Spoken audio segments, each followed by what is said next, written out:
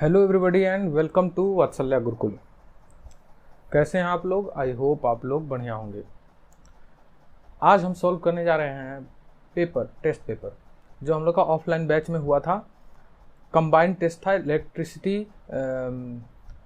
एक मिनट क्या हो रहा है,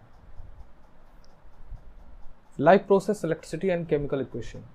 ठीक है, ये एकदम हूबहू आपके जो सीबीएसई का हमारा बोर्ड का पेपर आता है हूबहू वैसा ही पेपर हुआ था। 4 सेक्शन में डिवाइड था पेपर।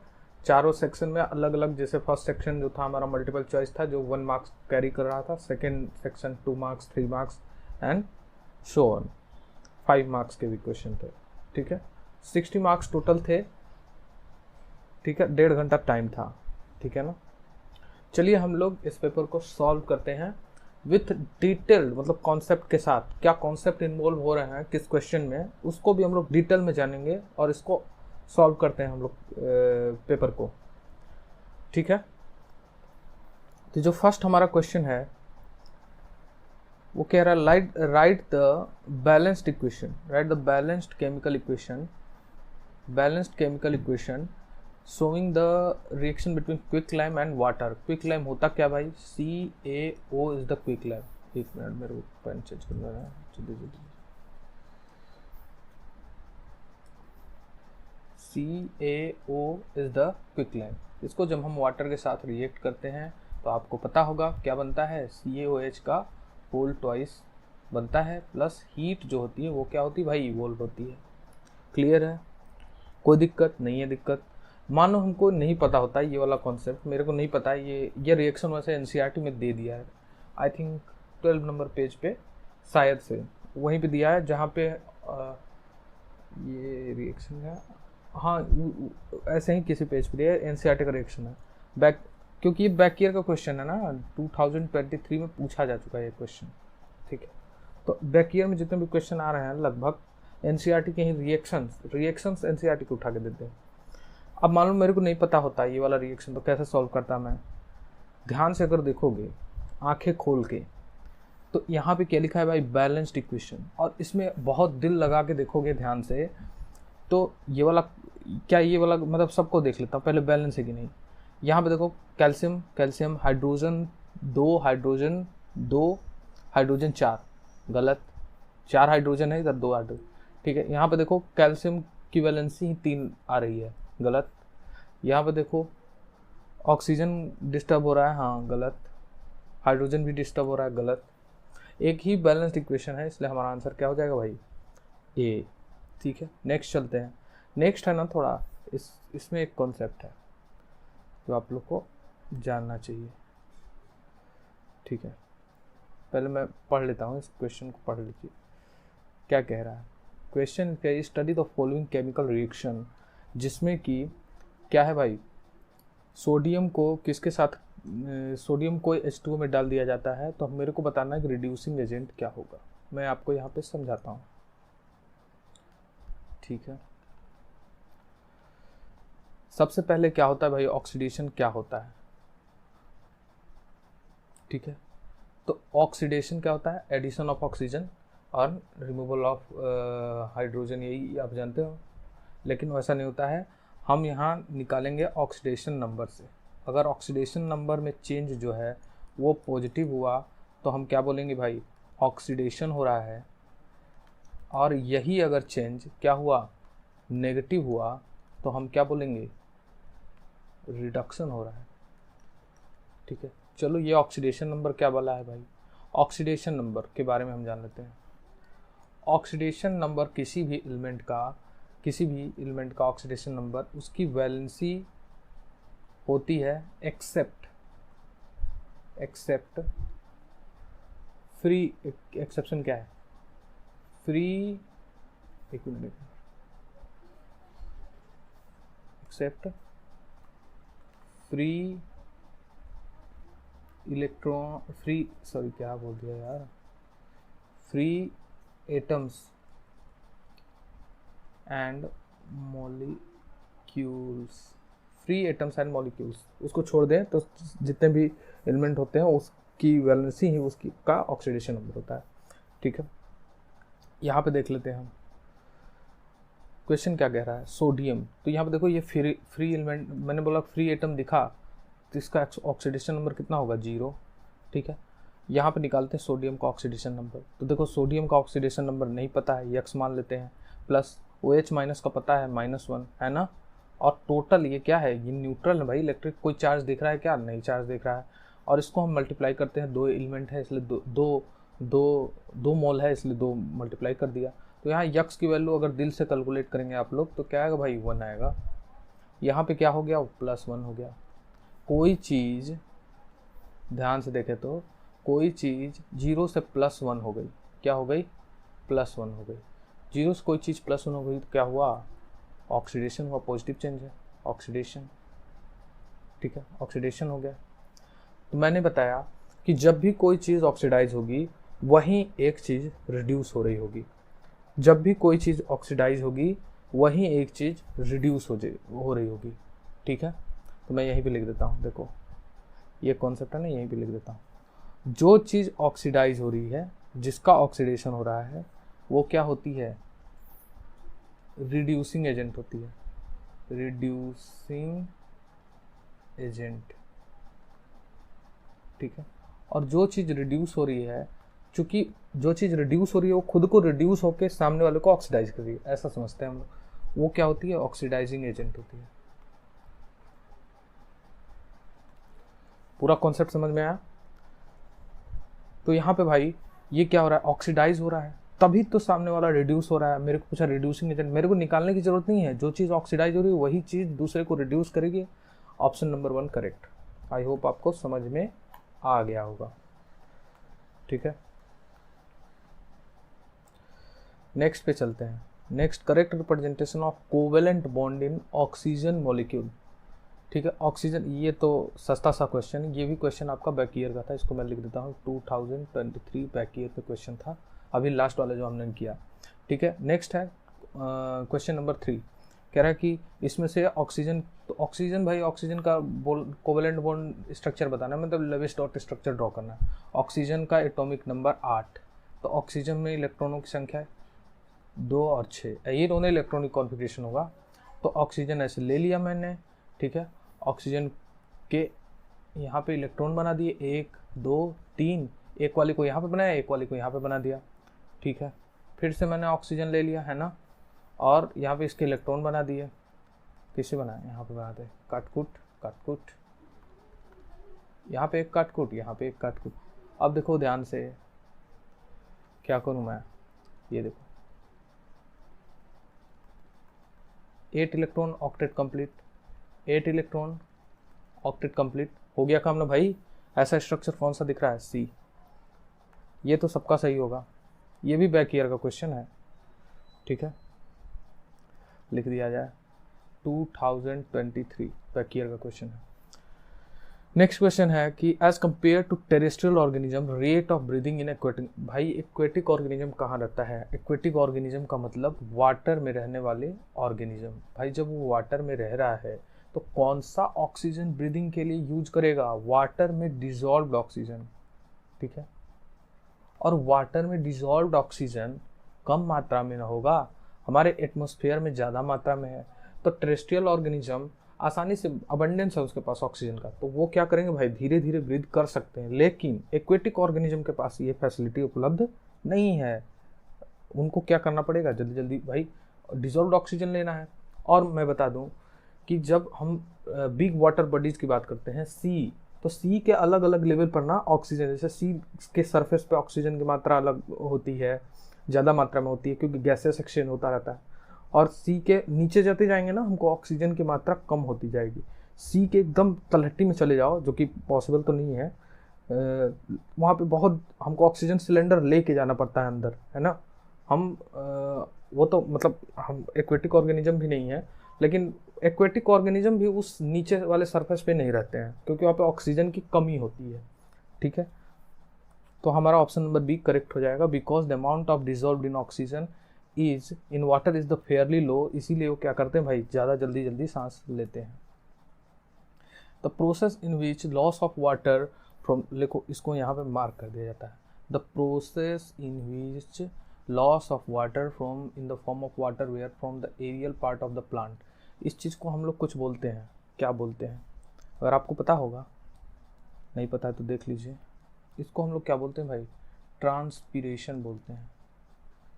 ऐसा बोलते हैं कि नहीं? लॉन्ग टाइम एगो ऐसा मैंने पढ़ा था कहीं, है ना। इसको क्या बोलते हैं? ट्रांसपीरेशन। ये वाला ऑप्शन गया, ये वाला ऑप्शन गया, इसमें ट्रांसपीरेशन कहीं नहीं है। ठीक है, अब कह रहा है कि यक्स वाला पार्ट जो है वो क्या करता है भाई? ट्रांसपीरेशन करता है, टेक प्लेस इनसाइड। तो यक्स मिल गया ना भाई, ट्रांसपीरेशन। और विच हेल्प्स इन वाई, जो कि वाई में हेल्प करता है, वाई काम में। तो वाई काम, देखो ट्रांसपीरेशन डायरेक्टली हेल्प नहीं करता फोटोसिंथेसिस में। ट्रांसपीरेशन क्या करता है? एक सक्शन प्रेशर क्रिएट करता है। कहाँ पे?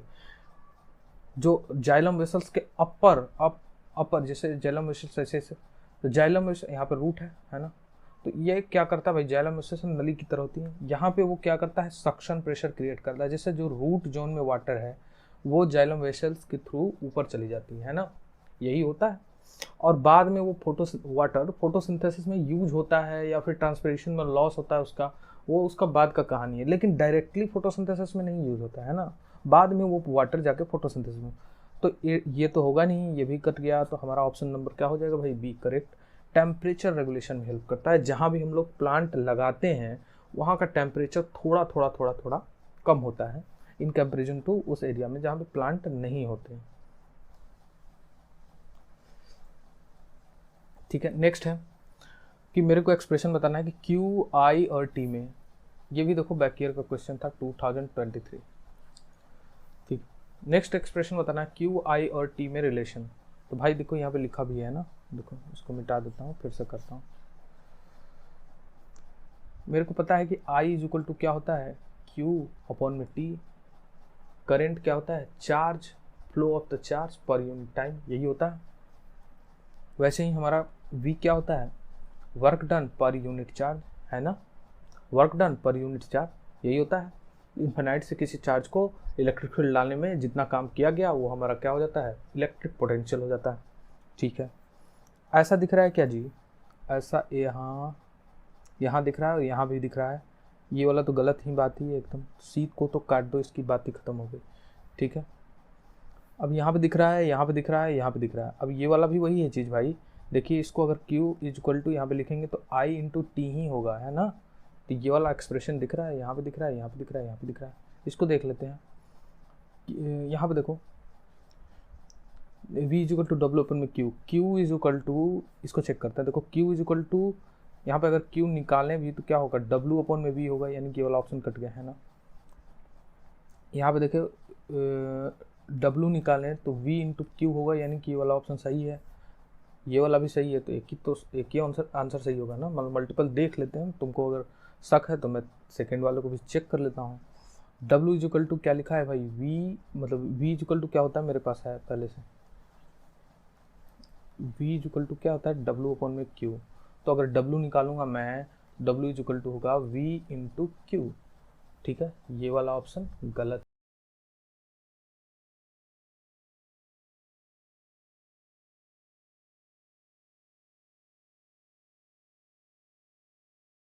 नेक्स्ट पे चलते हैं, ये वाला हो गया, नेक्स्ट पे चलते हैं। ठीक है,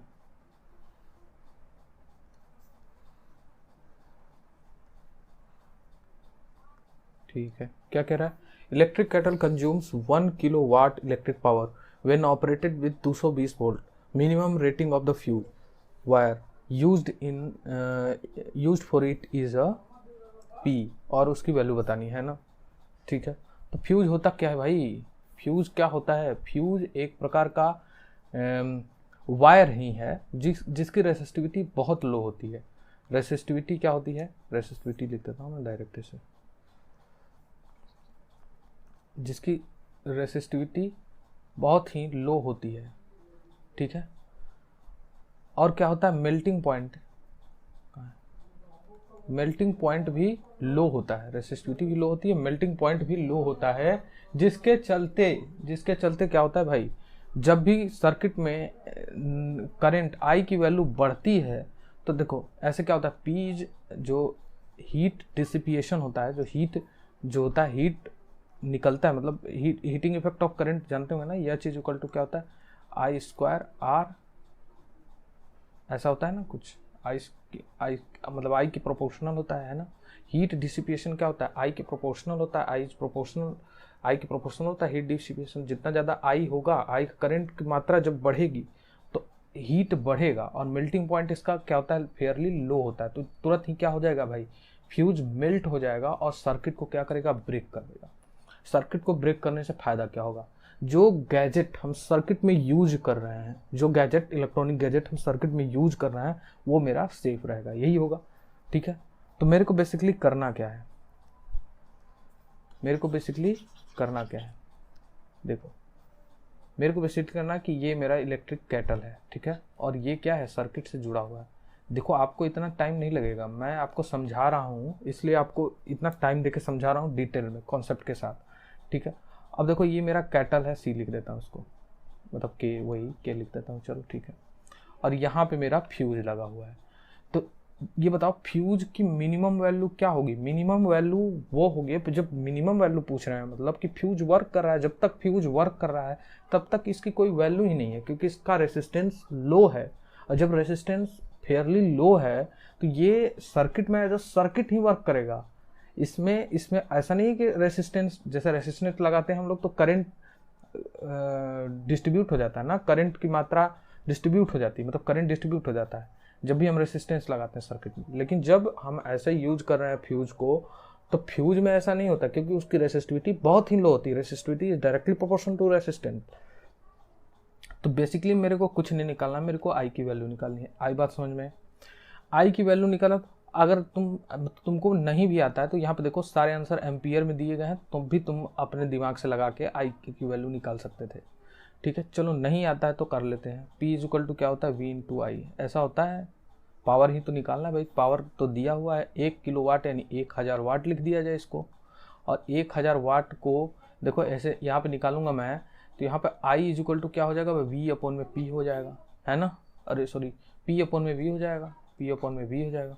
तो मैं क्या निकालूं, तो यहाँ पे देखो 220 इज इक्वल टू क्या होगा, आई। अब इसको जब हम कैलकुलेट करेंगे तो 24 चौके 88, यानी 4 पॉइंट समथिंग वैल्यू आएगी, यानी कि मिनिमम वैल्यू पूछिए तो 4 आंसर मारेंगे आंख बंद करके, करेक्ट। ठीक है, नेक्स्ट है the wall of atria. Atria देखो, एट्रिया कहाँ होता है भाई, ये अगर आपका हार्ट हो गया ना, ऐसे देखो ये आपका हार्ट हो गया,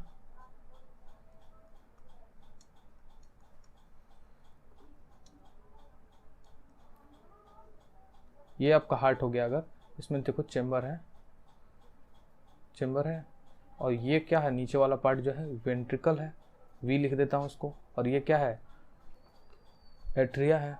ठीक है, तो एट्रिया में ब्लड एंटर करता है ना, वेंट्रिकल क्या करता है, ब्लड को पंप करता है। तो वेंट्रिकल के वॉल्स मोटे होते हैं इन कंपेरिजन टू एट्रिया। लेकिन यहाँ पे क्या कह रहा है भाई, यहाँ पे कह रहा है कि नहीं आर्टिया के वॉल मोटे होते हैं वेंट्रिकल से, तो ये बात गलत है, ये तो बात गलत हो गई है ना, यानी कि मेरा की असर्जन गलत है। और नीचे देख लेते हैं, ventricle have to pump the blood into the various organ at the high pressure. High pressure पर वेंट्रिकल को ब्लड प्रेशर करना रहता है, तो यानी कि रीजन करेक्ट है, यानी कि हमारा ऑप्शन नंबर डी क्या होगा भाई, करेक्ट होगा। समझ पा रहे हो। स्पिनेक्टर मसल्स कहाँ प्रेजेंट है, स्पिनेक्टर मसल से present at the exit of, किसके एग्जिट पे स्पिनेक्टर मसल प्रेजेंट होती है, तो ओइसोफेजस के एग्जिट पे, जहाँ पे स्टमक चालू होता है ना। The component of blood which makes chemical known for antibodies, known as a antibodies। देखो ये वाला ऊपर वाला क्वेश्चन था ना, ये भी मैं लिख देता हूँ यहीं पे, ये भी आपका बैक ईयर का था, है ना। Component of blood which makes the chemical antibodies, बहुत सही। एंटीबॉडी क्या होता है, एंटीबॉडी हमारा पैसिव इम्यूनिटी विपेन कह सकते हैं इसको, विपेन है। ठीक है, अब बताओ पैसिव इम्यूनिटी, एक्टिव इम्यूनिटी होती क्या है। इम्यूनिटी 2 टाइप की होती है, एक्टिव एंड पैसिव। ठीक है, एक्टिव इम्यूनिटी क्या करती है, जब भी हमारी बॉडी में कोई एंटीजन, कोई भी बाहरी ऑर्गेनिज्म, पैरासाइट मतलब जो हमको फीवर कॉज करेगा, या फिर कोई भी वायरस, बैक्टीरिया, फंजाई अटैक करता है, तो हमारी बॉडी में एक्टिव डिफेंस सिस्टम होता है। जैसे कि हमारा स्लाइवा, ठीक है, हम कुछ खाए, उसमें क्या है, माइक्रो ऑर्गेनिज्म है, तो हमारी बॉडी क्या करेगी भाई, सलाइवा में माइलेज एंजाइम होता है जो कि उससे फाइट करेगा और उसको किल कर देगा, है ना, वहाँ पे हो गया। वैसे ही मेरे टीयर्स में, म्यूकस में अवेलेबल होता है, और इसमें भी फर्स्ट लाइन होता है, सेकेंड लाइन डिफेंस होता है, ठीक है। एंटीबॉडीज की बात कर रहे हैं तो ये पैसिव इम्यूनिटी का काम है, ठीक है। पैसिव इम्यूनिटी क्या होती है, अगर आपको डिजीज पहले कोई हो चुकी है, मतलब कि पहले कोई आपके बॉडी पे एंटीजन अटैक कर चुका है, कोई भी एंटीजन बॉडी में आ चुका है, एंटीजन इज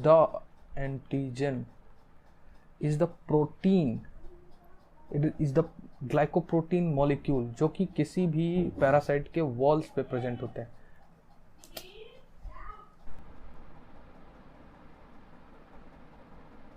नेक्स्ट है कि व्हाट विल हैपन, अब सेक्शन बी में आ चुके हैं, और ये कितने हैं, 2 मार्क्स वाले क्वेश्चन हैं, ठीक है भाई। कह रहे what will happen when xylem tissue plant से रिमूव कर दिया गया। भाई जाइलम रिमूव कर दोगे तो प्लांट वाटर इनटेक कहाँ से कर पाएगा, वाटर इनटेक नहीं कर पाएगा। क्या हो जाएगा भाई, वाटर इनटेक नहीं कर पाएगा, तो अल्टीमेटली प्लांट क्या हो जाएगा, विल्ट हो जाएगा, सूख जाएगा। है बात सुनने की नहीं, बात खत्म। अगर हम लोग इंजर्ड होते हैं, we are injured and start bleeding, जब हम लोग ब्लीडिंग स्टार्ट करते हैं तो हमारे ब्लड में एक कंपोनेंट होता है प्लेटलेट्स। ये क्या करता है भाई, एक्टिव हो जाता है, और ये क्या करता है, ब्लड के उस एरिया में जहाँ पे हमको इंजरी हुआ है वहाँ पे ब्लड के कंसंट्रेशन को कम कर देता है, ठीक है, बढ़ा देता है। उसके क्या होता है, ब्लड का क्लॉटिंग हो जाता है ना, ब्लड क्लॉटिंग होने लगता है। आई बात सुनने की नहीं, ठीक है। तो यही दोनों आंसर था, एक मार्क्स थे, एक क्वेश्चन का 1 मार्क्स। ये भी आपके 2023 बैक ईयर का क्वेश्चन है, बात सुनने की नहीं। नेक्स्ट कह रहा है कि कॉपर पाउडर को हीट किया गया। भाई कॉपर पाउडर को क्या कर दिया, हीट कर दिया, ब्लैक सब्सटेंस फॉर्म हो रहा है कोई है, ठीक है। पूछ रहा है कि why this black substance form, बिल्कुल सिंपल है, कॉपर को क्या कर दिया, हीट कर दिया, है ना। कॉपर को हीट करके तो ऑक्सीजन के प्रेजेंस में करेगा, तो कॉपर को हीट किया क्या बना, CuO बना। तो ये ब्लैक सब्सटेंस क्यों फॉर्म हो रहा है, क्योंकि नया क्या, कॉपर ऑक्साइड बन रहा है। आई बात सुनने के लिए पहला का आंसर हो गया। नेक्स्ट कह रहा है how this black substance is reverse. वाह वाह वाह, ये क्वेश्चन थोड़ा सा देखिए, ये आप लोगों को मुश्किल लगा होगा क्योंकि ये रिएक्शन डायरेक्ट उठा के पूछ दिया है। रिएक्शन कुछ ऐसा होता है, अगर हम कॉपर ऑक्साइड को क्या करते हैं, फिर से हाइड्रोजन के साथ ट्रीट कर दें तो H2O जो है ना हमारा, चेंज करो, H2O है, ये बाहर निकल जाता है और कॉपर बच जाता है। इसको बोलते हैं हम लोग रिडक्शन, ठीक है, लिख लिया, हाँ कॉपर और प्लस H2O, है ना, सही। ये भी आपके 2023 बैक ईयर का क्वेश्चन है। तो यहाँ पर एक बात ध्यान देने वाली आपको जरूरत है, बात ध्यान देने की ज़रूरत है कि क्योंकि ऐसा बैक ईयर में क्वेश्चन पूछ चुका है, तो मैं आपको एक बता देता हूँ क्वेश्चन। जैसे कि ZnO है ना, इसको रिवर्स करने के लिए कार्बन का यूज किया जाता है। Zn ऑक्साइड मतलब जिंक ऑक्साइड अगर दिया है आपके एग्जाम में आ गया, तो Zn को रिवर्स करने के लिए कार्बन के साथ रिएक्ट करा देते हैं, तो क्या बनता है, Zn अलग हो जाता है, CO2, तो ये वाला Cu2 वाला पार्ट है ना, CO2 अलग हो जाता है, प्लस CO2 अलग हो जाता है। बैलेंस नहीं है, आप बैलेंस कर लीजिए, आई बात सुनने की नहीं, लेकिन आपको याद होना चाहिए क्योंकि ये बैक ईयर में पूछा है, तो सिमिलर रिएक्शन है, तो मोस्ट प्रोबेबली ये बैक ईयर में पूछा जा सकता है, ठीक है। इसलिए आपको VBI मार लेना है, इसको याद कर लेना। नेक्स्ट इसको मिटा लेते हैं, इसको हम क्या कर लेते हैं, मिटा लेते हैं। अगर आप what do you mean by excretion, excretion का मतलब क्या है, जो अनडाइजेस्टेड मटेरियल है हमारी बॉडी में उसको बाहर निकालना, ठीक है, जिसका डाइजेशन में कोई उपयोग नहीं है, जिसका हमारे फर्दर सेलुलर एस्पिरेशन में कोई उपयोग नहीं है, उसको बाहर निकाल दो। बॉडी जिसको एब्जॉर्ब ही नहीं कर सकती, तो वो क्या चीज़ होती है भाई, तो वो होता है मेरा यूरिया, ठीक है, जिसका बॉडी में कोई ज़रूरत नहीं है, और ये बॉडी टॉक्सिसिटी बढ़ाती है।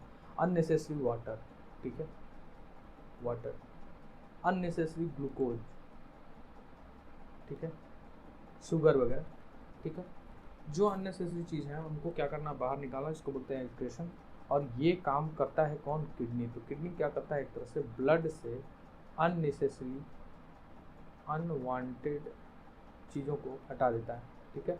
अब यूरिया क्या होता है ना, टॉक्सिक नेचर का होता है। अगर आपके बॉडी में यूरिया का कंसंट्रेशन बढ़ने लगा, आपके ब्लड में यूरिया का कंसंट्रेशन बढ़ने लगा, तो आपको बहुत सारे डिजीज सिम्टम्स देखने को मिलने लगेंगे। तो हमारी बॉडी क्या करती है, यूरिया को हटा देती है। हमारी बॉडी यूरिया के लायक है ही नहीं, कोई मैकेनिज्म ही नहीं बना यूरिया डाइजेस्ट करने का।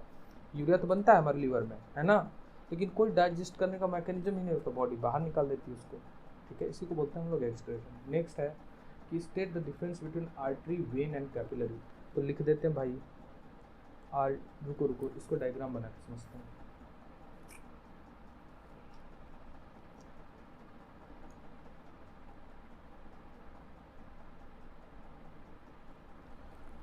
मैं यहाँ नीचे बनाता हूँ, है ना। ये हो गया मेरा हार्ट, ठीक है, HEART, हार्ट, ठीक है। और इधर से आया, देखो इधर से आई वेन, और इधर से आया मेरा क्या, ब्लड वाला पार्ट। क्या दूसरे से बना दें इसको, ग्रीन से बना दिया जाता है इसको। ये मेरा ब्लड वाला पार्ट है ना, थोड़ा मोटा से बना दिया इसको।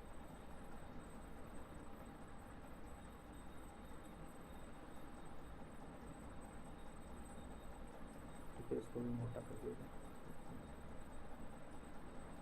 डायग्राम से अच्छा समझ आएगा। चलो ठीक है। अब देखो, अब यहाँ पे जब ये मेरी क्या है, एक तरह से ये मेरी क्या है, ये क्या है, वेन है मेरी, वेन्स, ठीक है।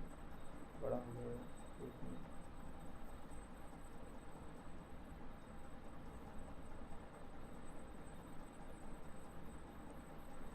ये क्या है मेरी,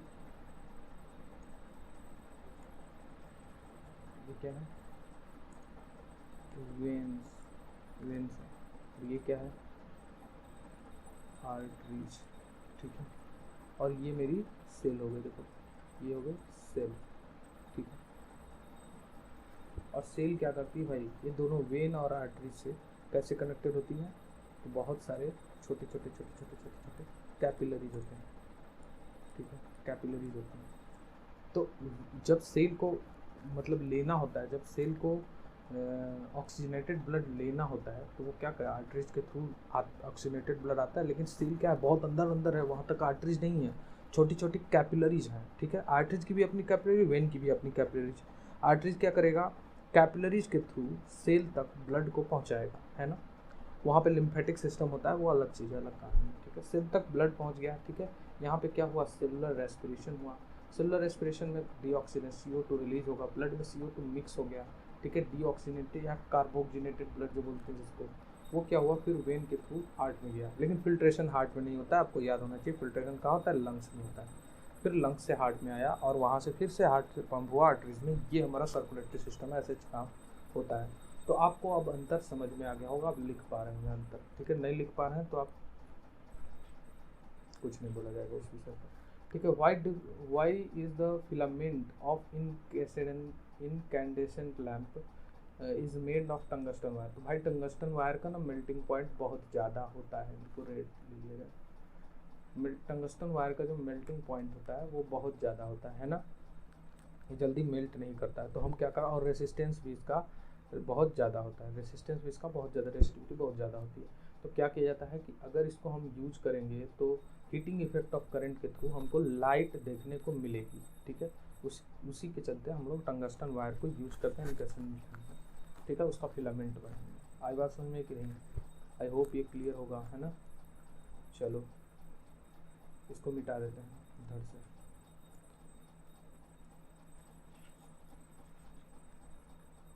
ठीक है। अब देखो, write the balanced chemical equation. अब सेक्शन सी में चले आए हम, है ना। Balanced chemical equation show the reaction that occurs when a piece of aluminium लिख दिया, ठीक है, को डिप कर दिया भाई डाइल्यूट सल्फ्यूरिक एसिड में। कैसा है, H2SO4 है, डाइल्यूट हो गलत लिखा गया, H2SO4, ठीक है। डाइल्यूट हो या फिर क्या हो, कंसनट्रेटेड, मेरे से मतलब नहीं है, ठीक है। रिएक्शन तो वही होना है। Aluminium is more reactive than hydrogen, ठीक है। रिएक्टिविटी सीरीज आपको याद है तो आप देख पा रहे हो, ठीक है। एल्युमिनियम क्या होता है, ऊपर होता है, किसके, हाइड्रोजन के। मैं पूरी रिएक्टिविटी सीरीज नहीं लिखूंगा, आपको याद करना होगा, आपको रिएक्टिविटी सीरीज देखना होगा। मैं क्लास में पढ़ाया है, मैंने नहीं पढ़ाया है, अगर आप बाहर से देख रहे हैं तब भी आप रिएक्टिविटी सीरीज एक जनरल चीज़ है, आप कहीं से भी ले सकते हैं। एनसीईआरटी खोलिए, रिएक्टिविटी सीरीज दी है, उसमें देखेंगे तो उसमें हाइड्रोजन नहीं दिया हुआ हालांकि, लेकिन कॉपर के नीचे हाइड्रोजन आप लोग को देखने को मिलता है। हाइड्रोजन का क्या है कि प्लेस फिक्स नहीं है, क्योंकि हाइड्रोजन बहुत ही अनोखा एलिमेंट है। इसी के चलते एनसीईआरटी में ऐसे सब अंधविश्वास वाली चीज़ें नहीं भरी जाती हैं, ठीक है। एनसीईआरटी लॉजिकल होती है, ठीक है। एल्युमिनियम को H2SO4 के साथ रिएक्ट किया तो AlSO4 बनाया है, Al2SO4 एल्युमिनियम का 3 होता है ना, AlSO4 का होल थ्राइस, लेकिन यहाँ पे AlSO4 ही बनता है, मेरे को याद है। Al2SO4 का होल थ्राइस ऐसा कुछ बनेगा, ठीक है। लेकिन अब उसको क्या किया गया भाई, सोडियम हाइड्रोक्साइड में। तो ध्यान से देखो, एल्युमिनियम कहाँ, सोडियम हाइड्रोक्साइड कहाँ, सोडियम हाइड्रोक्साइड ऊपर आता है एल्युमिनियम से। भाई तो ये रिएक्शन ना इनकम्प्लीट होगा भी तो कॉम्प्लेक्स बनेगा, कभी ये रिएक्शन बन नहीं सकता। मैं बना के दिखा सकता हूँ आपको, मतलब अगर इसको बनाना जाए तो देखो होता क्या है। इसका कह रहा है कि इसका एक्वस सॉल्यूशन यूज किया जा रहा है, एक्वस ना, इसका deputy in the dilute solution है ना, सॉल्यूशन यूज किया जा रहा है इसका, NaOH का सॉल्यूशन। यानी कि ये किस फॉर्म में होगा, Na+OH- के फॉर्म में होगा। चलो एल्युमिनियम OH के साथ रिएक्ट कर लेगा और AlOH का होल थ्राइस बनाएगा, AlOH का होल थ्राइस बना देगा। लेकिन भाई इसकी स्ट्रेंथ नहीं है, इसकी स्ट्रेंथ औकात नहीं है ये कंपाउंड बनाने की। क्यों? क्योंकि यहाँ पे सोडियम हाईली रिएक्टिव एलिमेंट खड़ा है। तो ये क्या करेगा कि OH- का वाला जो साइड है ना भाई, इसको पकड़ के रखेगा, तो ये कॉम्प्लेक्स बनेगा कुछ, देखो ऐसे AlOH का होल थ्राइस, ऐसे कॉम्प्लेक्स बनेगा, बड़ा ही कॉम्प्लिकेटेड रिएक्शन हो जाएगा। ये भी आपके बैक ईयर 2023 मतलब 23 का क्वेश्चन है, और ये सिर्फ आपको कंफ्यूज करने के लिए दिया गया है, ठीक है। आप यहाँ पे लिख भी सकते हैं कि अगर ये रिएक्शन हुआ भी तो ये कंप्लीट रिएक्शन नहीं होगा, इतना ही लिखना था। रीजन ही तो पूछ रहा है ना, रीजन ही पूछ रहा है। सोडियम हाइड्रोक्साइड का रिएक्शन अगर नहीं आपको पता तो भाई या याद भी कर सकते हैं, बैक ईयर का क्वेश्चन को याद भी कर सकते हैं। Write the help of activity explain the nature of saliva on the food we eat. हम लोग जो फूड खाते हैं उस पर स्लाइवा का क्या इफेक्ट पड़ता है ये बताना है। तो भाई ये स्टार्च वाला एक्सपेरिमेंट है, आपके एनसीईआरटी में दिया गया है, ठीक है। पेज नंबर, एक मिनट में देख बताता हूँ, पेज नंबर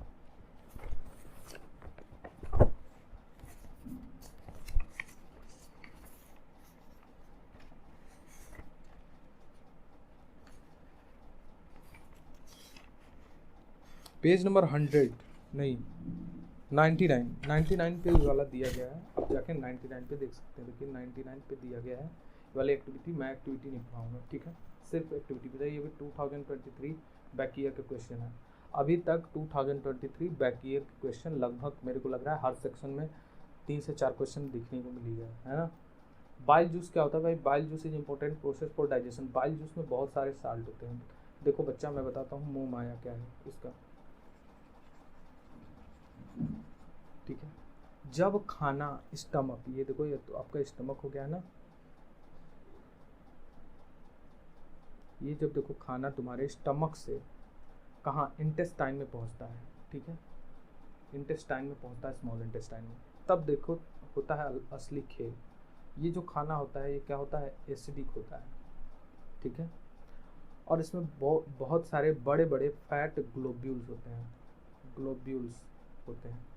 तो हमारी बॉडी क्या करती है भाई, यहीं पे आता है मेन खेल। यहाँ पे हमको लीवर से बाइल जूस मिलता है, लीवर से बाइल जूस सेक्रेट होता है, बाइल जूस, और वो हमको यहीं पे मिक्स होता है खाना में। और बाइल जूस में क्या होता है, बहुत सारे कॉम्प्लेक्स सॉल्ट होते हैं, ठीक है, जो कि क्या करते हैं भाई, हमारे पहले तो एसिडिटी को मेंटेन करते हैं। दूसरा ये फैट ग्लोब्यूल्स जो बड़े बड़े होते हैं इसको स्मॉल मतलब छोटे साइज में तोड़ देते हैं, स्मॉल साइज में तोड़ देते हैं, जिसके चलते हमारा जो डाइजेशन हो जाता है फैट का वो ईजी हो जाता है, ठीक है। तो मेन काम बाइल जूस का यही है, आपको समझ में आ गया होगा, ठीक है। आगे चलते हैं।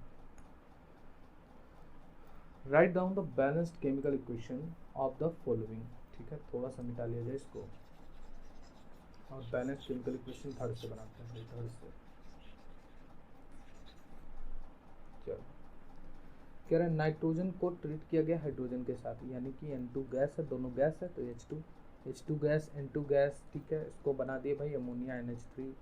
ठीक है, बैलेंस लिख कर लो, यहाँ पे दो नाइट्रोजन कर दिए, तो यहाँ पे देखो ऐसे करना पड़ेगा, हो जाएगा काम, बैलेंस हो गया।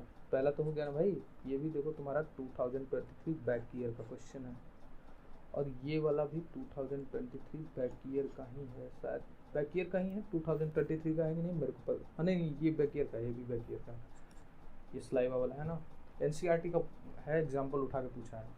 ये शायद मेरे को ये वाला कंफ्यूजन है, शायद बैक ईयर का नहीं है ये। ठीक है, नॉर्मल क्वेश्चन है। उसके बाद लीड नाइट्रेट, पहला वाला हो गया ना भाई, ये पहला वाला हो गया, लीड नाइट्रेट PbNO3 है ना, यही तो होता है, PbNO3 को कर दो, जो कहा है वही वही बना देंगे भाई, मेरे को क्या करे, हीट कर दिए, हीट कर दी तो ऑक्सीजन के प्रेजेंस में क्या होगा, तो लीड नाइट्रेट टूट गया, मेरे को क्या, लीड नाइट्रेट टूट जाए, जो बना दे NO है ना, नहीं PbO बना, मोनोऑक्साइड बोल रहा है ना, उसके साथ नाइट्रोजन गैस क्या हुई, नाइट्रोजन से NO2 नाइट्रोजन डाइऑक्साइड और प्लस ऑक्सीजन गैस रिलीज हुई। बैलेंस करके देख लो भाई, बैलेंस हो जाएगा, अगर नहीं कर पा रहा तो मैं कर दे रहा हूँ। यहाँ पे 3 ऑक्सीजन, यहाँ पे 4 ऑक्सीजन, यानी कि यहाँ पे 4 लगा दो तो ये 5 ऑक्सीजन है ना।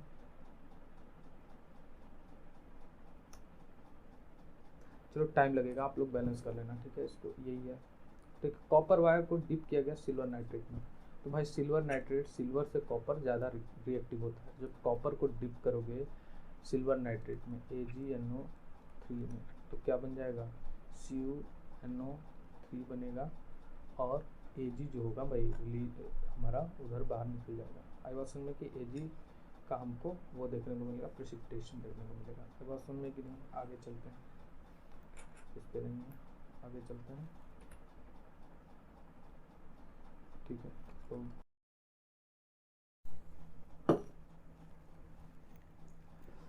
ठीक है, इसको हम फिर से करते हैं। ठीक है, 2023 क्वेश्चन नंबर, ये जो डी सेक्शन का क्वेश्चन नंबर 3 है, सिर्फ आपको ये घुमा रहा है, सिर्फ आपको घुमा रहा है, आपका कॉन्सेप्ट क्लियर है तो ये आप कर लेंगे। ठीक है ना, आपको V1 निकालना है, अगर पूछा नहीं है तो V1 निकालना भी नहीं है, निकालना है तो देख लेंगे भाई। Determine the reading of V1, चलो V1 निकालना है तो निकाल ही लेते हैं। देखो A1 की वैल्यू दी गई है क्या, 1। ठीक है, 1 एम्पियर है ना। ठीक है, देखो तो यहाँ से 1 एम्पियर करंट गया, तो 1 एम्पियर पहले डिस्ट्रीब्यूट हो, यहाँ पे भी हमको 1 एम्पियर मिलना चाहिए है ना। देख लेते हैं रेसिस्टेंस देखो यहाँ रेसिस्टेंस कितना हुआ, रेसिस्टेंस हुआ मेरा, तो टोटल R निकालना है तो 1/3 प्लस 1/3 ये जानते हैं। यहाँ पे देखो 1/R इज इक्वल टू क्या होता है, 1/R1 प्लस 1/R2। कोई दिक्कत, ये इतना तो पता है ना बचपन से, तो बचपन में सीखा था मैंने कि तो पैरेलल कॉम्बिनेशन है तो ऐसे निकालते हैं हम लोग। तो 1/R की वैल्यू आ जाएगी 2/3, यानी R की वैल्यू क्या आ जाएगी 1.5। नहीं आता है तो अब भागा गुणा सीख लीजिए, क्या ओम आ जाएगी है ना, ओम। ठीक है, तो V की वैल्यू क्या आ जाएगी, I की वैल्यू पता है, R की वैल्यू पता चल गई, V की वैल्यू पता चल जाएगी क्या, बोलो। V की वैल्यू आ जाएगी 1.5 इंटू 1, यानी कि 1.5 वोल्ट। कोई दिक्कत, तो V1 की वैल्यू आ गई 1.5 वोल्ट। तो यहाँ पे हमको करंट कितना मिलेगा, वोल्टेज पता है, रेसिस्टेंस पता है, करंट मिल जाएगा। तो करंट कैलकुलेट करोगे तो उतना ही आएगा 1.5, यहाँ पे 1 एम्पियर ही करंट मिलेगा। कैलकुलेट करके देख लो भाई, 1 यहाँ पे कैलकुलेट करोगे तो 1 एम्पियर ही करंट मिलेगा, 1 एम्पियर करंट मिल गया। अब देखो ये 1 एम्पियर 3 भाग में बटेगा है ना, तो हमको टोटल रेसिस्टेंस यहाँ पे निकालेंगे, तो मैं अब फिर से कैलकुलेट नहीं करूँगा, ऐसा करेंगे, ये वाला चीज़ करेंगे फिर से, तो आएगा देखो 3/3 लास्ट में, तो R की वैल्यू हो जाएगी यहाँ से 1। ठीक है, R की वैल्यू 1 दिखेगी है ना, R की वैल्यू 1 हो गई, तो R की वैल्यू 1 है और V2 निकालना है, I दिया हुआ है, तो V इक्वल टू क्या होता है IR है ना, तो लिखे 1 इंटू 1, यानी कि V की वैल्यू क्या हो गई 1 हो गई है ना। तो यहाँ पे क्या है, वी की वैल्यू 1, ठीक है, वी की वैल्यू 1 वोल्ट, ठीक है। A2 क्या है, ये A2 इज द वी, नहीं एमीटर है, वोल्ट मीटर है ये, सही है। तो यहाँ से आया, देखो यहाँ पे करंट कितना आया, 1 वोल्ट की बैटरी थी, आई इज इक्वल टू क्या हो जाता यहाँ से, वी 1 था टोटल रेसिस्टेंस 1, यानी करंट भी 1 एम्पियर हो गया, 1 एम्पियर करंट हो गया, है ना। 1 एम्पियर क्या होगा, 4 भाग में डिस्ट्रीब्यूट होगा, यही तो होता है कॉन्सेप्ट पैरेलल होने का। पहले यहाँ पे जाएगा करंट, यहाँ पे जाएगा, यहाँ पे जाएगा, यहाँ पे जाएगा, और टोटल रिजल्टेंट जो आना चाहिए वो भाई क्या आना चाहिए, सेम आना चाहिए। तो निकाल दो, क्या ही करना है, निकाल दो, नहीं निकाल पा रहे हो तो ठीक है। तो अगर आई को 4 भाग में बांटेंगे ना तो 0.25 ही आएगा, एक मतलब एक में करंट 0.25, और इसको 4 से मल्टीप्लाई करेंगे तो यहाँ पे हमको फिर 1 एम्पियर मिल जाएगा करंट, समझ पा रहे हो ना, 1 एम्पियर करंट मिल जाएगा। तो यहाँ पे मतलब A2 की रीडिंग हमको क्या मिलनी चाहिए, 0.25 मिलनी चाहिए, लेकिन हम लोग ऐसे झटके से नहीं करेंगे, हम लोग क्या करेंगे, रिजल्टेंट निकाल लेंगे। रिजल्टेंट निकाल लिए, तो जब रिजल्टेंट निकाल लिया तो V हमको पता नहीं है, V भी नहीं पता है, ठीक है। इस बैटरी का वोल्टेज भी नहीं दिया है, connected in the reading A1 A2 ampere, ऐसे ही करेंगे, ये सही है, ऐसे ही करेंगे इसको, ठीक है, इसको हम लोग ऐसे ही करेंगे। यहाँ पे ये डिस्ट्रीब्यूट हो गया तो 0.5 मतलब 4 है ना भाई, यहाँ पे 1 एम्पियर का करंट 4 भाग में डिस्ट्रीब्यूट हुआ तो एक मतलब एक जगह एक रेसिस्टेंस में हमको कितना मिलेगा, 0.25 मिलेगा, कोई दिक्कत नहीं है। तो हमको पूछ रहा है कि what is the resistance A1 and A3, A1 A3 भाई 1 एम्पियर होगा, यानी कि दोनों क्या होंगे, बराबर होंगे, A1 बराबर होगा A3 के, ठीक है। ये भी आपके 2023 के बैक ईयर का क्वेश्चन है, 5 नंबर वाला, ठीक है।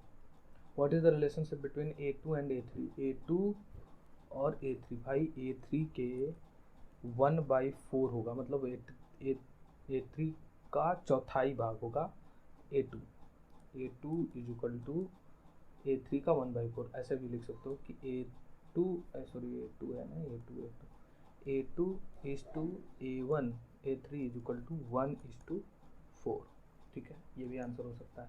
आगे क्या पूछ रहा है कि V1 जो है ना, what is the reading of V1 को रीडिंग तो निकाल चुके थे हम लोग, कितना आया था, 1.5 वोल्ट, कोई दिक्कत। तो ये हो गया क्वेश्चन हम लोग का सॉल्व। आगे चलते हैं, ठीक है। आगे कह रहा है कि लिक्विड X जिसका कलर होता है वाई, जो कि सर्कुलेट करता रहता है ह्यूमन बॉडी में, ठीक है, only in one direction from tissue to heart, ठीक है, टिश्यू से हार्ट की तरफ फ्लो करता है, हार्ट से टिश्यू की तरफ फ्लो नहीं करता है, उसका काम ही नहीं है। एमोंग द अदर यक्स contain germ cells and dead cells, ठीक है, यक्स is the clean germ cells and dead cells, भाई special type of white blood cell, यानी कि यक्स क्या है भाई, लिम्फ है, लिम्फ लिक्विड है, ठीक है। The called Z special type of the by WC special type of white blood cell called